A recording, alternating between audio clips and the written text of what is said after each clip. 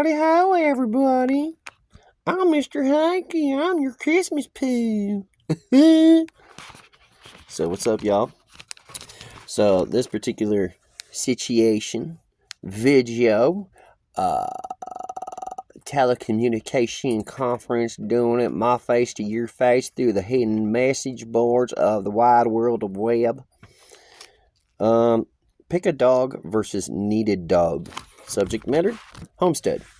So, here's the thing. My dog, Little Sky, Big Bark, or just Sky, she is a half Jack Russell, half Wiener dog, and probably about 20 pounds on a normal day. Depends if I'm spoiling her with treats or making her actually eat some dog food once in a while. That's my fault.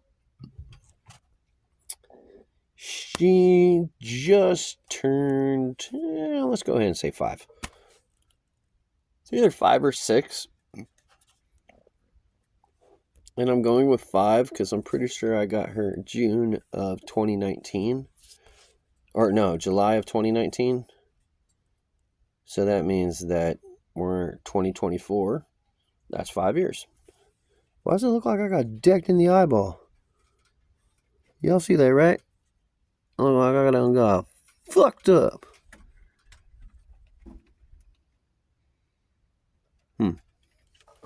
Anyway. So she's 5. Now, I grew up with lock your dog in the backyard and then get in the car. We got errands to run. And then when we get back, you let the dog back in the house.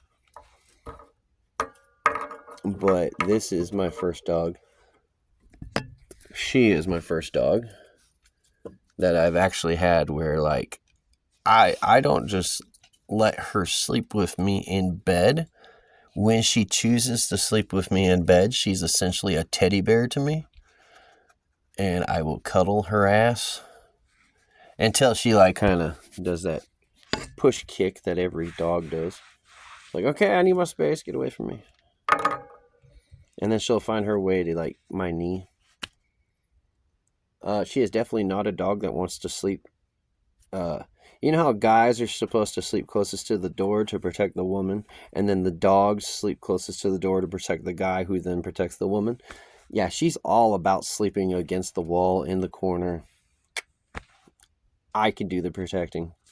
So, that's a reality.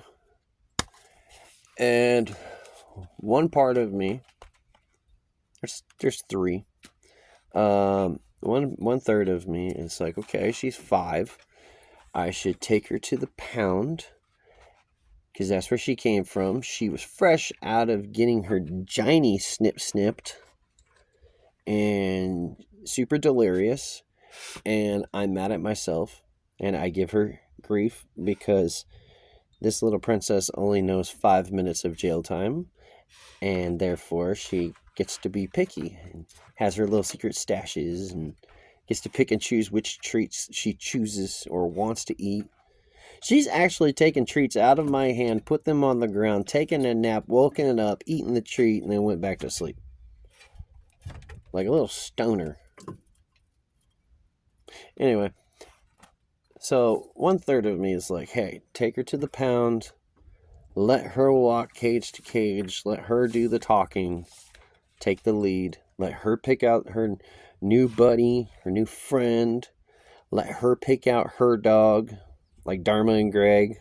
My dog needs a dog. My service dog needs a service dog. So that's 1/3. The other 1/3 of me says, well, hold on, wait a minute. If you're going to go homesteading, you're going to need dogs to protect things. And a Jack Russell is the last dog on earth that you should ever trust around chickens, let alone baby chickens. And Sky is one of the most persistent little princess dogs you will ever meet. So that means those chickens are basically a waste of money. They'll probably be dead before I get an egg. So, however, if I got like a border collie, for instance, that border collie would protect the chickens and say, no, Sky, don't kill the freaking baby chickens. Go chase something else. So there's like a checks and balances kind of thing. So the second 1/3 of me is like, hold on, don't get a dog. Do what you were gonna do naturally and let those animals that should come your way come your way. Not to mention where I'm at in Antelope Valley, it's a dump site. I mean, town is a dump site. To go to grocery outlet, which is the second option if you don't want Albertsons, that's the only one option. But to go to like grocery outlet, you're looking at like packs of dogs just off in the distance, wandering around, chasing birds. And then as you drive the 15 miles into town, you're finding other dogs that are stray, clearly abandoned. My neighbor over here, he got a German Shepherd. It's got to be about a year old because it's just growing into its big, dumb, dopey self.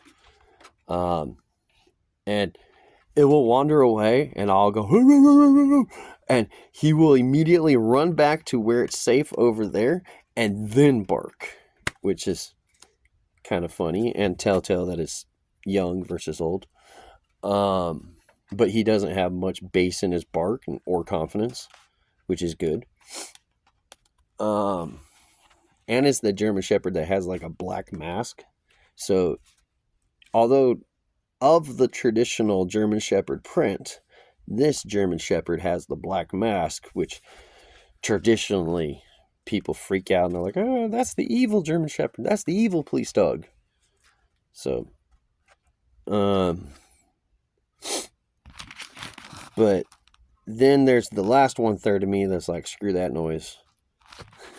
Screw that noise, man. You got one dog. You got enough. Go get a shotgun or something. Go get a shotgun. Go get a bunch of noisemakers.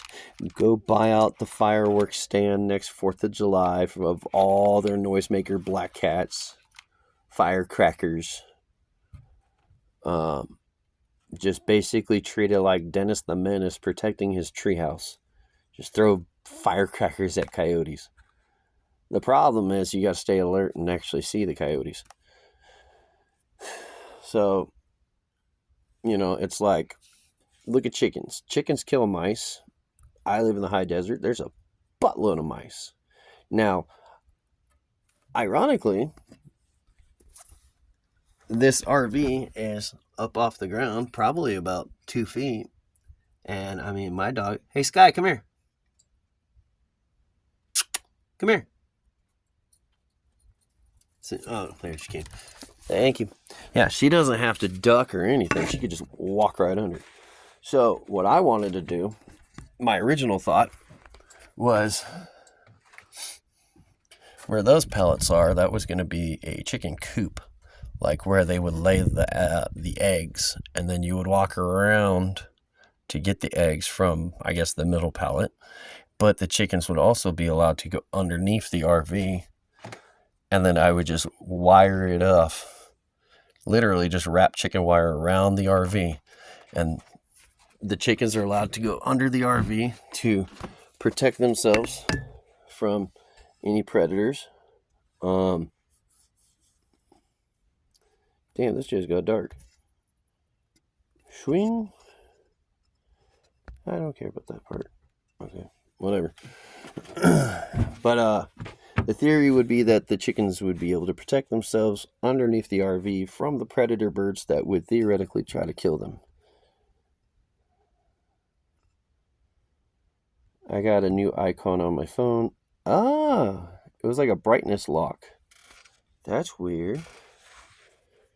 It's a brand new Samsung A14. It freaking sucks. I can only do one thing at a time. So I can record the video, and then I can wait for 20 minutes and let the battery cool down. And then I could post the video on YouTube, and then I could wait 20 minutes and let the battery cool down. And then if I try to watch a video while uploading a video, if I try to watch YouTube while uploading YouTube, Within 5 minutes. It's regardless of the temperature, the battery's overheating. It's just all the way around bad. And it's funny too because I resisted Samsung for so long. I was loyal to LG, and then LG went out of business. And I thought Samsung was the transition in a way. Like, oh, I'll just sidestep, no big deal. But my experience with Samsung, I got a Samsung TV, I got a Samsung phone, I got other Samsung stuff that I can't think of right now. I've never really had a good experience with Samsung now that I think about it. So, I don't know. I don't want this to be a rebound phone where I only have it for like a month or two and then I go out and spend another $100 on another phone. But at the same time, that's my fault for not measuring twice before cutting once. I could have read the reviews. Literally, I could have read the reviews. I could have read the Walmart reviews, the Google reviews, Amazon reviews. That's 3 out of 3 right there. Where are you buying it? Walmart. Who sells the most? Amazon. Who has the most information? Google. 3 out of 3. The 3 wise internet sites. Anyway, so yeah, that's just random video. I've created 190, maybe 191 videos. I'm now at 43 subscribers. I'm pushing for 50 so I could do live streams, live whatever they're called. I'm interested to see who pops up and asks what random questions because I like having random conversations. In my life, California, the only places you could have a random conversation outside of YouTube live streaming would be a bar, but I don't consume alcohol very often. It's not that I had drunk family members or any of that shit. It's just simply I don't want to. You could probably get yelled at a Starbucks because you're staring at somebody who's typing on their laptop attempting to create a screenplay while you pay $3 extra for your coffee for the environment, the Starbucks environment. But I don't consume coffee. Where else can you have random conversations with random people? You have a Greyhound bus, but I don't really want to go anywhere. Amtrak, but again, I don't want to go anywhere. Casinos, kinda, but everybody there is greedy. They always want to win the jackpot. If I walk into a casino, now don't get me wrong, I am 41 years old. I've gone to 3 casinos in my life, and I've gone through $40, $40 at 3 times. And it was like 10 minutes, 10 minutes, 20 minutes. But if I go to a casino and I'm like, all right, I'm going to blow $60. And I walk up to a slot machine. They don't do coins and dollars anymore. So, man, you got to get the fucking card, huh? Okay, so I go up to the cashier and I'm like, all right, $60. This is like Dave and Buster's. $60, please. And they give me the little card. And they're like, oh, because you're new, you get 20 free dollars. And you're like, oh, right on. Cool. By the way, can I get a Dr. Pepper, please? I'll be over there. And then they go, we're not going to serve you. You're white trash. There's a soda fountain around the corner. Piece of shit. Get it yourself. Boulevard, California. You know which casino I'm talking about. So I walk up, theoretically, if I were to walk up to a casino machine with the intention to gamble $60 and I swipe the little card for one play and I go and then it goes ding ding ding ding ding and I win $100. It's time for me to leave the casino. If I'm planning on gambling $60 and I win $100, time to leave. If it's the first or the last spin, roll of the dice, hand of cards, whatever, it's time to go. I'm out. I'll be at the buffet. I quit. But that's just me. Some people from, security guards I talked to at a casino, because I used to do the van life, and for me it was real easy to fall asleep in a casino parking lot. And I'm talking to the security guard, and he's like, "Yeah, it's totally fine. You can stay up for up to 3 days, and then you need to gamble. I believe it's $1,000, and then we'll let you stay another 3 days." And so I'm having this conversation with him, and there are people who will show up at a casino in the parking lot at maybe 3 o'clock in the afternoon. They then insist on setting up their RV as though they're at a campground, and then they need to take a nap, and then they need to wake up. They need to eat half a pint of Ben and Jerry's, but it's got to be Cherry Garcia. They got to drink 2/3 of a can of beer, and then pour out the other third of a can of beer, and then crush the can of beer on their forehead, spin around 7 times, do the hopscotch 3 times, and then they'll go into the casino, and they're only going to gamble $10,000, and then they go back to their RV, and just all these ridiculous rituals that people have. And casinos like, we're going to get your money in the end, so yeah, sure, you can stay for 3 days, no biggie. It was really interesting. It was like a really in-depth conversation, but it was a few years ago, so I don't remember very much. But yeah, it was really interesting to find out that people, it's a combination of being superstitious, taking advantage of the situation, and ultimately having nowhere else to go.